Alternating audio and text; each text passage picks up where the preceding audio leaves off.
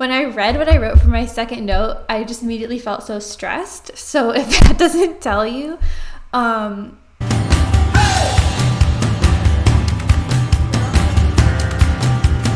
there is so much information online and on social media about what it's like to be a wedding photographer and be a full-time photographer. And there are also some things that people don't tell you about the realities of being a photographer. So this video is everything that they don't tell you about being a wedding photographer. So creative freedom is a real thing. The idea that you can wake up and create and make anything that you are wanting to make or have an itch to create is such a real thing, and probably one of the biggest benefits of being a wedding photographer. For me, I'm naturally a creative person, and it actually gives me energy to create. And there are a lot of things in my in my business that I do that help me kind of get those wheels turning. So for example, with weddings, I like to have consultation calls with couples. I've talked about that so much out here on this channel. But basically anything that discusses creation or gets my thoughts going, I like to hear what people want to see about their wedding and what they want to showcase.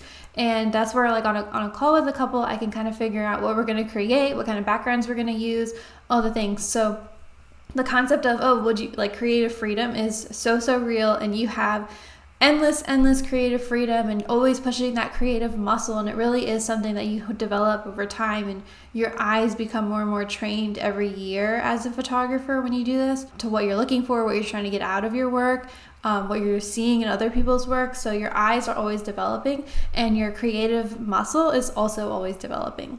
Okay, so the second thing they don't tell you is that you have to wear so many hats. I think that's just like when you run your own business in general, but I think it's elevated when you run your own business in the art world or doing anything creative. So for me, like, every day of the week is so different. So like on Mondays, I'm editing, answering emails, doing calls. Tuesday, I'm filming content, creating content. And even if you're not making education like this, you might be making reels or making some other sort of marketing material. So you have to do that. Then you have to do all your bookkeeping, your accounting, your pricing structure, your profit, your loss. Then you have to figure out how to work with people, find second shooters. If you're doing video, finding videographers. You have to, then the other side is bringing more lead generation. So you have to schedule out time to network, to get your name out there, to meet new people, to tell people what you're doing. And then there's so many other things I didn't even mention. So for me, I'm looking at my notes to share with you here. But Tuesdays I create content. Wednesdays I do consult calls and shoots. Thursdays I do consult calls and shoots. Fridays I do networking lunch, sometimes rehearsal dinner. Saturdays I do weddings. And then just add in after all that, the networking events, random calls with clients that I've already booked, answering inquiries as they come in, and then emails every single day. And that's not even including updating your editing style, learning new equipment, submitting work to publications. So this sounds really negative the way I'm saying it, but it is just so many hats. And it's probably 30-minute intervals of different things you're doing every single day, just to maintain your business and keep things going. So the amount of hats that you wear is a lot. And I think the more established you get, the less hats you can wear, because you can outsource some of those things. I've outsourced a lot of those things now. But it is, even when it's outsourced, it's still just a lot of hats. And to go along with that, something they don't tell you is how flexible your work hours can be. And that's a good thing and a hard thing, I think, at the same time. As just someone who's, being self-employed, you have the freedom and the flexibility to create your own schedule. And that gives you the responsibility of creating and maintaining your own schedule. So just like any other self-employed full-time person, you need to figure out how to get up every day, even though nobody is telling you to. There's nothing pressing to do. Having a very high level of self-discipline is really, really important. And that can kind of be hard for anyone that, it's not natural to want to work all the time. So passion, just because you don't feel like working one day doesn't mean you're not passionate about your job either. But it's this kind of balance of self-discipline and passion and creating goals and meeting them and kind of putting yourself in situations so that you do feel rewarded, and just kind of navigating what works for you and creating that schedule is really important.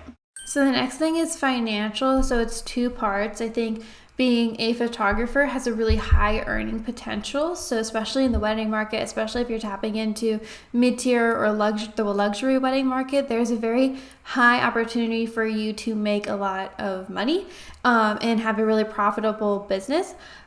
So that's great. And at the same time, the other part of navigating the financial side is that weddings are usually very seasonal. So the cash flow is seasonal. So you might have a really busy season in fall, and in the winter you have no money coming in. So you have to float yourself through the ebbs and flows of the seasonal work.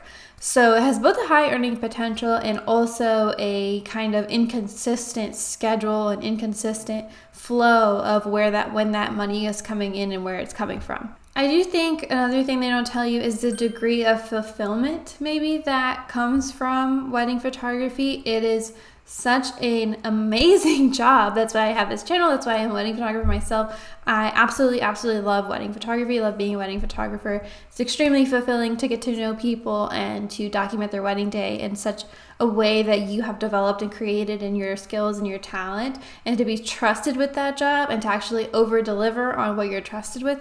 It's all an incredible thing. At the same time, I think the hardest part about it is sometimes you get into the situations where you don't have chemistry with a client, or a client is difficult and you still have to deliver. So I think it can be kind of hard to navigate delivering at such a high level when you are maybe not matched with the right couples, or you just find yourself not totally understanding the couple that you're working with.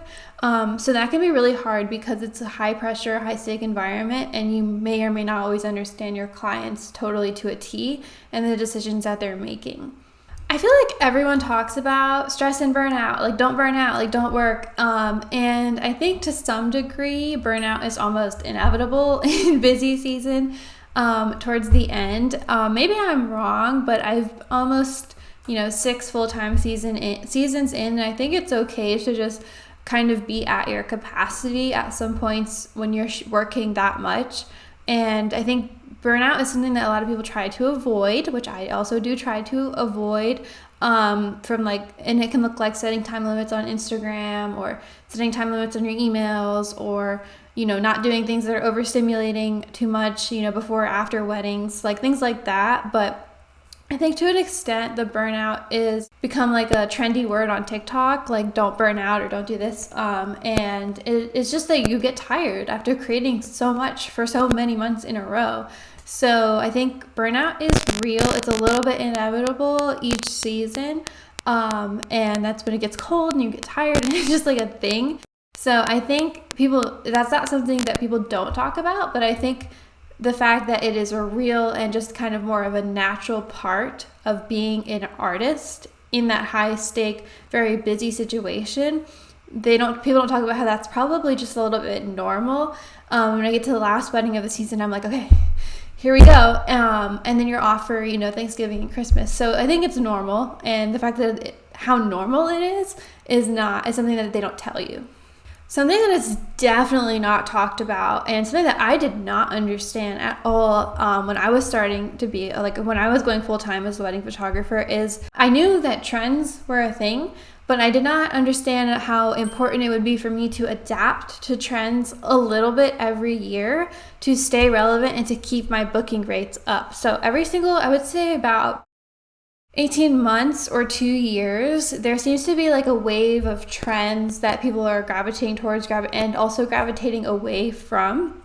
And it's like right now it looks like drone photography is big. Flat lays is kind of like going away, and like shooting with harsh flash and like making things look really vintage is also big, but then like film is kind of like out.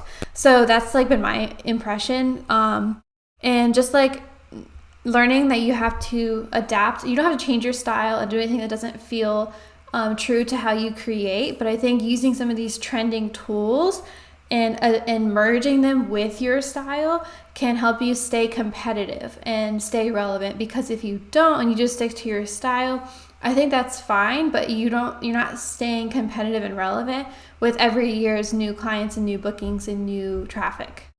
And I think what goes along with that is sometimes those things are not that simple, and so you have to do things kind of fast.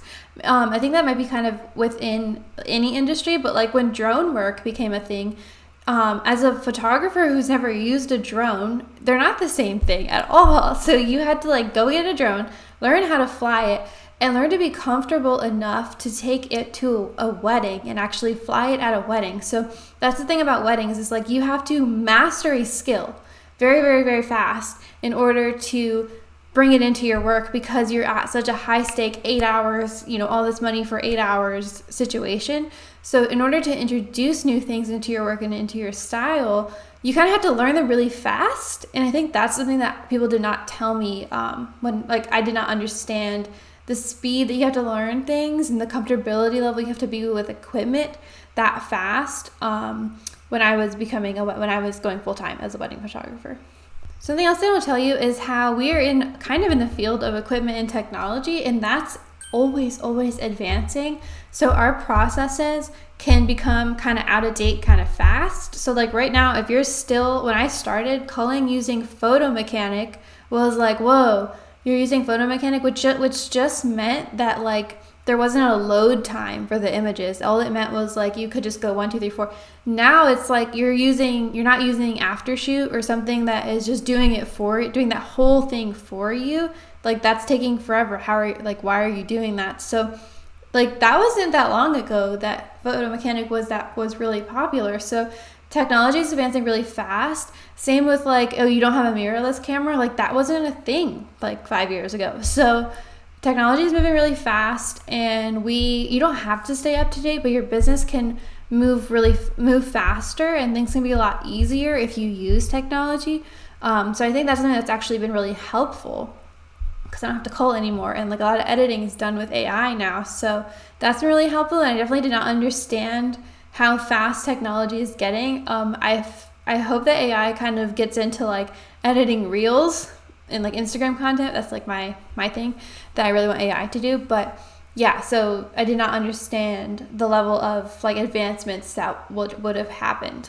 So the wedding photography industry is basically an ever-growing industry. It's something where we are always probably going to be learning. And I think that's a wonderful thing and a great thing. And I hope this video was really helpful about what they don't tell you about being a wedding photographer. If you're a wedding photographer too, make sure to subscribe. I hope you like this video, and I will see you guys next week on YouTube. That's all the things I can think of that they don't tell you. So see you next week.